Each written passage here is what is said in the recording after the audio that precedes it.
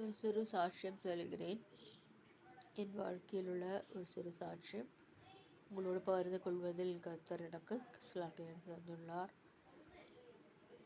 நான் +2 படிக்கும் பொழுது அநேக கஷ்டங்கள், பிரச்சனைகள், போராட்டங்கள் வழியை கடந்து சென்றேன்.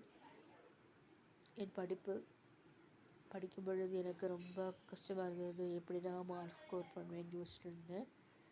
அப்படி இருக்கும் பொழுது என் தோழி இருந்தார்கள். அவர்கள் பேர் ராஜேஸ்வரி. அவர்களும் நானும் தான் ஃப்ரெண்டாக இருந்தோம். நாங்கள் இயேசுவை அந்த மகளுக்கு நான் தான் இயேசை பற்றி சொன்னேன். ஹிந்து மாணவி என் ஃப்ரெண்டு. அவங்க கம்ப்யூட்டர் சயின்ஸ், நான் பியூர் சயின்ஸ். அவர்களை ஆஃப்டர்நூனில் சந்தித்து இயேசை பற்றி சொல்வேன். அப்படி அவங்க இயேசு அறிந்து கொண்டார்கள். அதன் பிறகு அவர்கள் பைபிளெலாம் வாசிக்க ஆரம்பித்தார்கள். அவர்கள் இயேசுவை எல்லாருக்கிட்டையும் சொல்ல ஆரம்பித்தார்கள். அவர்கள் படிப்பிலும் சிறந்து விளங்கிவிட்டார்கள் ராஜேஸ்வரி. ஆனால் நான் படிக்கும்பொழுது எனக்கு ரொம்ப கஷ்டமாக இருந்தது. நானும் ஆண்டவர் பைபிளை வைத்து கொண்டு படித்து வசனத்தை வைத்து ஜெபித்து படிக்க ஆரம்பித்தேன். +2 அருமையாக எனக்கு ஆண்டவர் 82% மார்க் ஸ்கோர் பண்ண கொடுத்தார். அக்ரிகேட் மார்க்ஸ் 86% கொடுத்தார் ஆண்டவர். அதுக்கு கர்த்தரை சோதரிக்கிறேன்.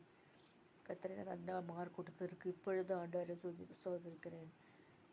ஆகவே அது காரணம் எங்களுடைய ஃப்ரெண்ட்ஷிப் தான். நாங்கள் நிறைய பேர் இயேசுவை அறிந்து ஒன்றாக ஜெபிக்க ஆரம்பித்தோம். அவர்கள் வீட்டில் போய் ஜெபிக்க ஆரம்பித்தேன். ராஜேஸ்வரி எங்கள் வீட்டில் வந்து ஜெபிப்பார்கள். அவ்வாறாக நாங்கள் வாழ்ந்து வந்தோம். இன்று அவர்களின் பிஎட் படித்துள்ளார்கள் என்று தெரியும். பிஎஸ்சி மேக்ஸ் பிஎட் படித்துள்ளார்கள். அவர்கள் எங்கே இருக்கான்னு தெரியாது. ஆனால் இன்றும் என் வாழ்க்கையில் டச் பண்ண ஃப்ரெண்ட்ஸ் எல்லாரும் நான் யோசிப்பேன். A friend indeed is a friend indeed. அந்த வேர்டிங் பிரகாரம் ஆண்டவர் எனக்கு உதவி செய்துள்ளார். கர்த்தர் ஆண்டவர் வசனத்தை கை கொண்டனால் நான் வெட்கப்படவில்லை. கர்த்தர் என்னை தாங்குகிறார், என்னை அணைக்கிறார். அதற்கை கர்த்தரை சோதரிக்கிறேன். ஒரு வசனம், கர்த்தரை நான் காலத்தில் சோத்திரிப்பேன், அவர் துதி எப்பொழுதுமே என் வாயில் இருக்கும். சங்கீதம் 34:1.